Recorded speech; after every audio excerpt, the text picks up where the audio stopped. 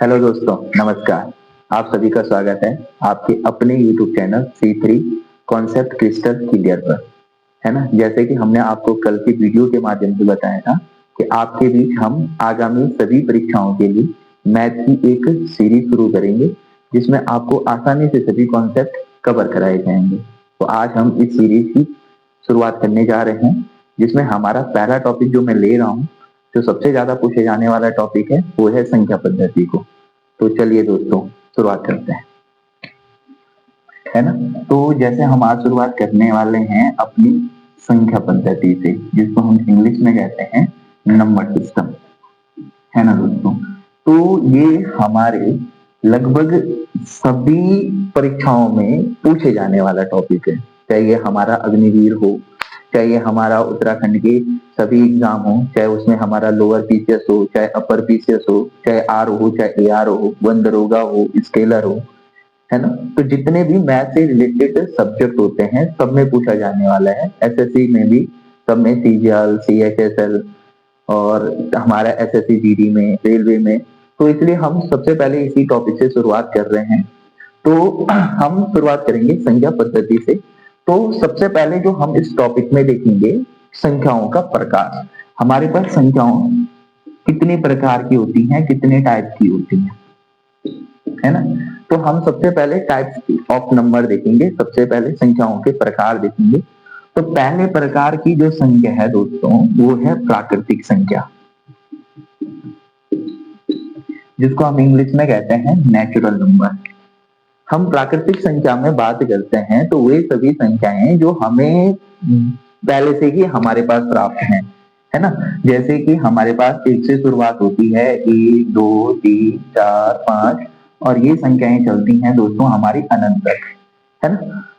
तो जो ये संख्याएं हैं अनंत तक हैं। अब अगर हम देखें तो दूसरे टाइप की जो संख्या होती है, यदि हम इस प्राकृतिक संख्या में, यदि हम प्राकृतिक संख्या में जीरो जोड़ दें, यदि हम प्राकृतिक संख्या में क्या कर दें, जीरो जोड़ दें, तो हमारे पास जो नंबर बन जाते हैं, है ना, जीरो के साथ हमारी ये क्या आ गई है, प्राकृतिक संख्या है।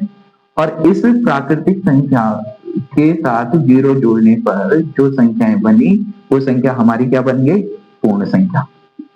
बताओ, इसका मतलब समझिए दोस्तों। इसका मतलब क्या है कि जितनी भी हमारे पास प्राकृतिक संख्याएं हैं, वो किसके अंतर्गत भी आ रही हैं, पूर्ण संख्या के अंतर्गत। बात समझ, मतलब जितनी भी प्राकृतिक संख्याएं हैं, वे सभी एक पूर्ण संख्या की, है ना। तो अब अगर हम देखें तो हमने क्या जाना, प्राकृतिक के साथ हमने जीरो ऐड किया, नाम क्या हो गया, पूर्ण। अब हमारे पास जीरो तक हमारे पास आ चुकी हैं संख्याएं। अब आगे हमारे पास क्या होता है कि यदि हम इसमें माइनस के अंक भी जोड़ दें, -2 1 2 -3 -4, इस तरीके से अगर मैं अनंत तक जाऊं, तो अब क्या हो गया है, प्लस की भी आ गया है, जीरो भी आ गया है, माइनस की भी आ गई है। अब ये जो संख्याएं बन गई हैं पूरी की पूरी, ये संख्याएं हमारे पास क्या हो गई हैं, पूरी संख्याएं बन गई। तो इसलिए हमने इनका नाम क्या रखा, पूर्णांक संख्या, इंटीजर। ये हमारे क्या हो गए, होल नंबर। ये हमारे पास क्या हो गए, होल नंबर। ये हमारे पास क्या हो गए, इंटीजर्स। ये हमारे पास क्या हो गए, इंटीजर्स। बताओ दोस्तों, यहां तक समझ में आया। अगर आपको कहीं लगता है कि हमें डाउट आ रहा है, तो आप टाइम के साथ हमें कमेंट बॉक्स में जरूर दें, और हम उसके कमेंट का आंसर आपको जरूर देंगे। अब देखें, हमने यहां तक हमने क्या सीखा, प्राकृतिक। अगर हम देखें तो प्राकृतिक संख्याएं थी, प्राकृतिक में 1 से लेकर अनंत तक, इसके साथ हमने जीरो किया, तो प्राकृतिक प्लस जीरो क्या बन गया, ये पूर्ण। अब ये क्या हो गई है, पूर्ण। और इसके साथ हमने क्या जोड़ दिए, नेगेटिव, पॉजिटिव आ गए, जीरो आ गया, और हमने क्या ऐड कर दिए, नेगेटिव। अब ये क्या बन गए, पूर्णांक। बताओ, पर अभी तक हमने कहीं भी किसी भी ऐसे अंक की बात नहीं की जिसमें दशमलव आ रहा हो, जिसमें क्या आ रहा हो, दशमलव। अगर हम इस दशमलव की बात करें तो अगर हम दशमलव से, अगर हमारे पास दशमलव की बात करेंगे तो इस दशमलव को अगर हम हटाएं तो हम देखें तो अगर दशमलव को हटाएं तो इसके बट्टे में हम एक लिख लेते हैं। अब दशमलव के बाद एक अंक है तो क्या आ गया 0, तो क्या बन गया ये 1.4 हमारे पास क्या बन गया 14/10।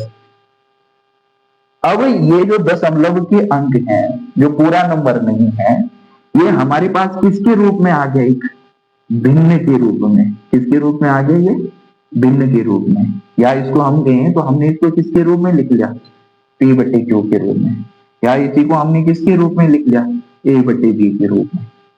तो ये जो भिन्न बनी हमारे पास, जो हमारे पास p/q बना, ये संख्याएं हमारे पास अब क्या बनेंगी परिमेय। अब क्या बनेंगे परिमेय। यहां तक समझ में आया दोस्तों। अब देखो दोस्तों, हमने क्या सीख लिया कि मैंने क्या बताया 1.4 था जो पूरा नंबर नहीं था, उसमें से मैंने दशमलव हटाया और हटाने की दशमलव की जगह 1 और 1 अंक था तो क्या बनाया 1 0। तो हमारे पास क्या बना था 14/10, और इस 14/10 को मैंने क्या कहा कि ये क्या बन गई है भिन्न, या जिसको हम इंग्लिश में क्या कहते हैं फ्रैक्शन। अब ये फ्रैक्शन को या इसको हम क्या कह सकते हैं p/q। अब ये जो p/q है दोस्तों, इसको मैंने जो ये नाम दिया तो इसको हमने नया नाम क्या दिया परिमेय संख्या। क्या नाम दिया हमने इसको परिमेय संख्या। परिमेय संख्या का मतलब क्या है, वह संख्या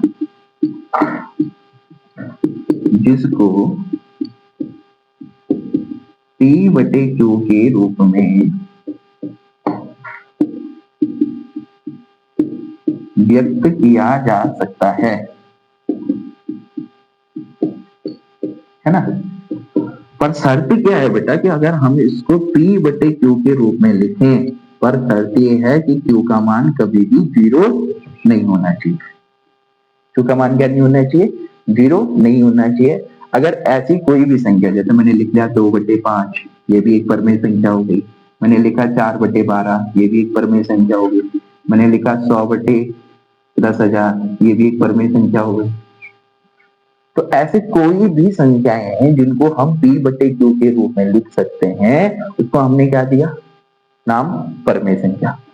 अगर हम बात करते हैं अपरिमेय संख्या की, अगर हम बात किसकी करते हैं अपरिमेय संख्या की, तो अपरिमेय संख्या क्या होती हैं ऐसी संख्याएं जिनको हम p/q के रूप में नहीं व्यक्त कर सकते हैं। वे संख्याएं जिनको हम p/q के रूप में व्यक्त नहीं कर सकते हैं। जैसे एग्जांपल अगर हम देखें तो इसका एक एग्जांपल हमारे पास हो गया √2, ऐसे ही √3, ऐसे ही हमारे पास हो गया √7, है ना। या मैंने लिख लिया 2 + √3।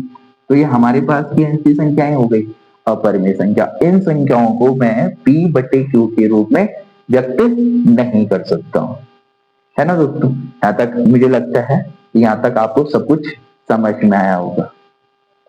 ठीक दोस्तों, अब हमने परिमेय और अपरिमेय भी सीख लिया है। तो आगे अगर हम देखें तो हमने, अगर मैं अभी तक क्या क्या बताया उसको एक रिवाइज करूं तो मैंने अभी आपको क्या बताया, पहली संख्या प्राकृतिक, पहली संख्या हमारे पास प्राकृतिक।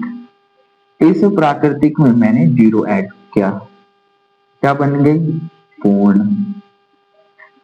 इस प्राकृतिक और पूर्ण के साथ मैंने क्या ऐड ऑन किया नेगेटिव, तो क्या बन गया ये पूर्णांक।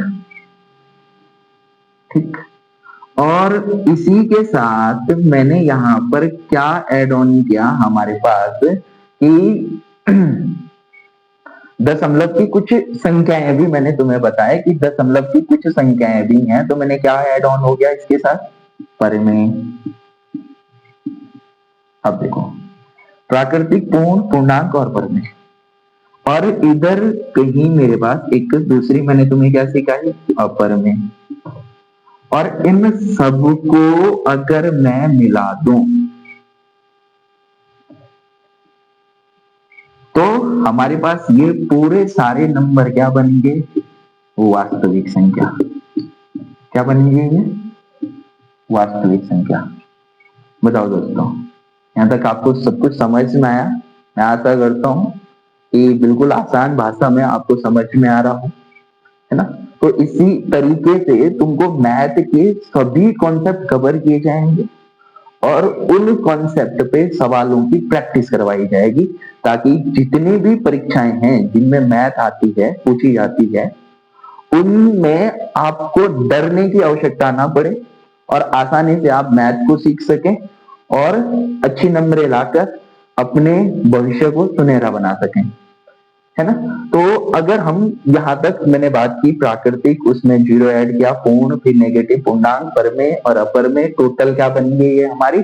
वास्तविक संख्या है। अब देखो दोस्तों, अगर मैं कुछ और कॉन्सेप्ट की बात करूं,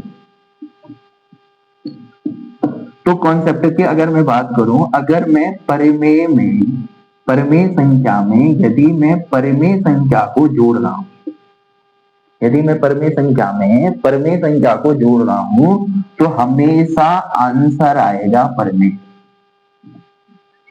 परमेय संख्या में यदि मैं परमेय संख्या को जोड़ रहा हूं तो आंसर क्या आने वाला है? परमेय। अगर मैं परमेय संख्या में से परमेय संख्या को घटा रहा हूं, यदि मैं क्या कर रहा हूं? परमेय संख्या में से परमेय संख्या को घटा रहा हूं, माइनस कर रहा हूं, तब भी आंसर क्या आने वाला है? परमेय। यदि मैं परमेय संख्या की गुणा यदि परमेय संख्या के साथ करता हूं, यदि मैं परमेय संख्या की गुणा परमेय संख्या के साथ कर रहा हूं, तो ये भी आंसर आने वाला है परमेय। ठीक दोस्तों। और यदि मैं अपरिमेय संख्या को जोड़ूं, तो आंसर आ सकता है हमारे पास या तो अपरिमेय या तो आंसर आ सकता है परमेय। बताओ दोस्तों, यहां तक समझ में आया? परमेय में अगर मैं परमेय को जोड़ूं तो परमेय ही उत्तर मिलेगा, और परमेय में से यदि मैं परमेय को घटाऊं तो परमेय ही उत्तर मिलेगा हमें। परमेय की गुणा परमेय के साथ करूं तब भी उत्तर क्या मिलने वाला है? परमेय। और अपरमेय संख्या में अपरमेय संख्या जोड़ूं तो उत्तर परमेय भी हो सकता है और अपरमेय भी हो सकता है। साथ साथ आप हमारे साथ नोट्स भी बनाते चले, ताकि आपको भूल ना जाए और रिवाइज करने के लिए आसानी हो, और ताकि जब मैं आपके साथ सवाल को साझा करूं, प्रैक्टिस कराऊं, तो आप सवाल को बना सको, है ना। ऐसे ही दोस्तों, अगर मैं अपरमेय संख्या को घटाऊं तो आंसर क्या आएगा? तो क्या आ सकता है? अपरिमेय भी आ सकता है और परिमेय भी आ सकता है। इसी तरीके से अपरिमेय संख्या के साथ यदि मैं अपरिमेय संख्या की गुणा करूं, अपरिमेय के साथ मैं अपरिमेय संख्या की गुणा करूं, तो अपरिमेय भी उत्तर हो सकता है और परिमेय भी उत्तर हो सकता है। तो ये सारे कॉन्सेप्ट आपको याद होने चाहिए। मैंने एक ऐसा ही प्रश्न वन दरोगा के एग्जाम में देखा था, है ना। तो ऐसे प्रश्न आयोग बार बार हमसे पूछता है कि अगर हम परमेय के साथ परमेय को जोड़ें तो उत्तर क्या आएगा? परमेय। परमेय में यदि परमेय को घटाएं तो उत्तर क्या आने वाला है? परमेय। परमेय में यदि हम परमेय की गुणा करें तो उत्तर क्या आएगा? परिमेय। और अपरमेय में हम अपरमेय को जोड़ें तो अपरमेय उत्तर भी हो सकता है और परमेय भी उत्तर हो सकता है।